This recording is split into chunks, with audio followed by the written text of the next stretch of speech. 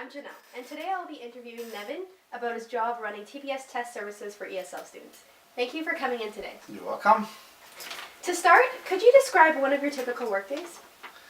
Well, that's hard because the typical is only typical if you're doing the same things every day. But I am working with different students with different needs.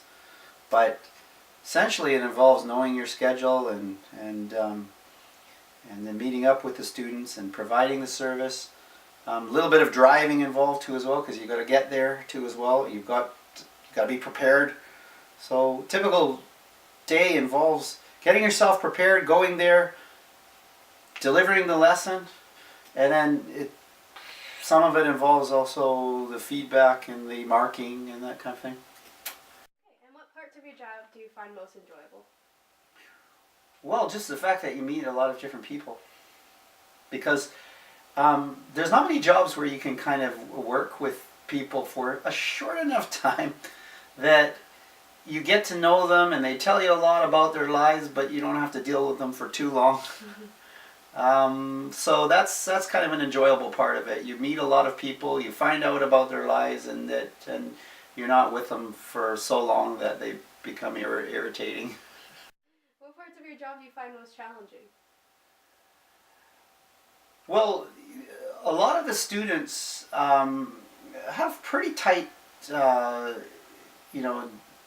I mean, they have the requirements are sometimes beyond realistic. I'll give you an example. Like, say a student wants to take a test in 3 weeks, and then you realize that person's far away from the level. What do you do? You don't jump. Language has its limitations. You can't move past a certain level in language without putting the time and effort into it, and unfortunately time is a factor in language development. Could you describe one of the students you're currently tutoring that has this problem and how you're working with them to help achieve his goals or her? Well, I'll take one. There's an Israeli woman. Actually, she has a sort of special needs. She has dyslexia. So on top of dyslexia, she has to pass an English examination. Not only did I have to give her a tutorial that also reflected the fact that she had special need, I also had to deal with the testing agency to make sure that she got a fair deal and make sure she got a modified test. So there's a lot more sometimes than just the teaching. How many hours do you work in a typical week?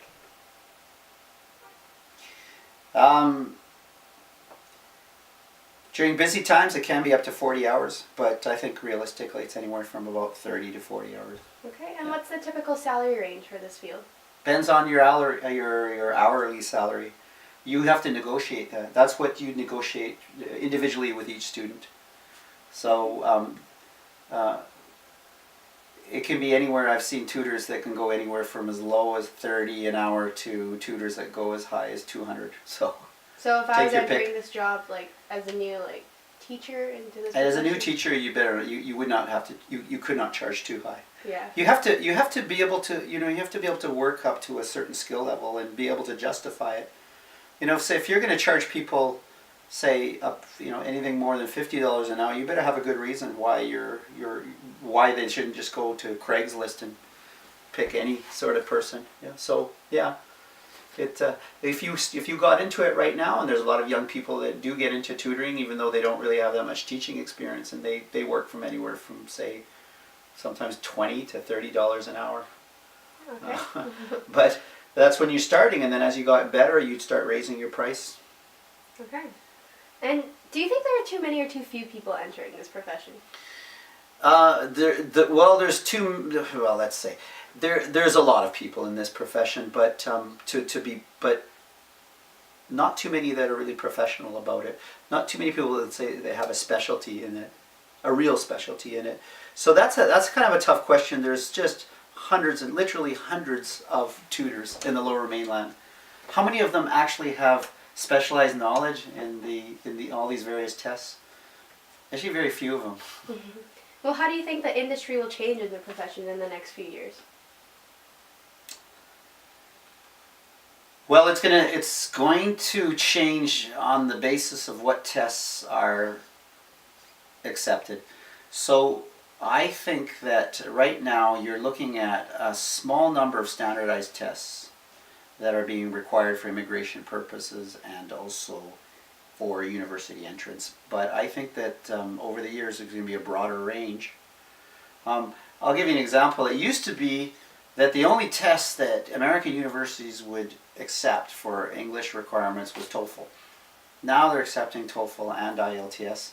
Immigration used to only accept IELTS. Now they're accepting IELTS and CELPIP. So a broader range is coming into focus, and that's going to change the specialty. That means I've got to learn new tests, more tests. Well, what courses would you recommend me taking to best prepare for this job? You need. Well, there's a couple ways you can go about it. A regular teaching English as a second language. Language Canada requires that you are, if you want to work at any of the language schools, that you need to be.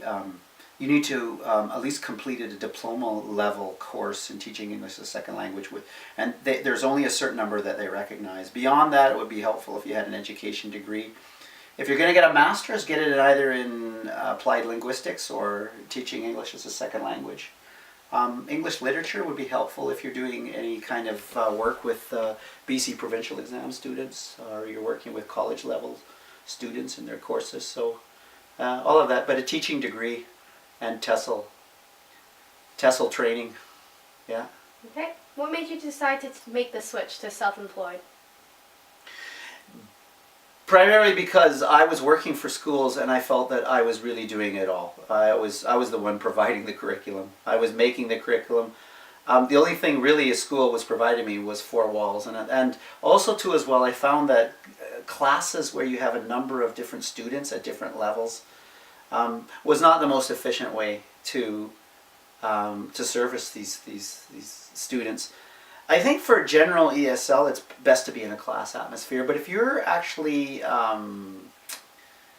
if you're trying to focus on a particular test, it's better to have a one-on-one tutorial. So I decided to take the service directly to the. And for the last question, my current career is waitressing at a Thai restaurant. How easy or difficult do you think it might be to make a transition?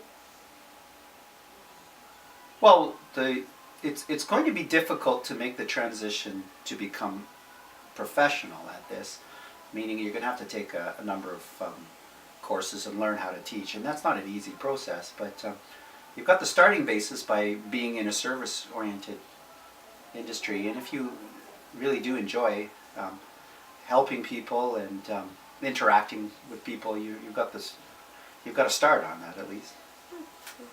Thank you for answering these questions with me today. Okay, you're welcome.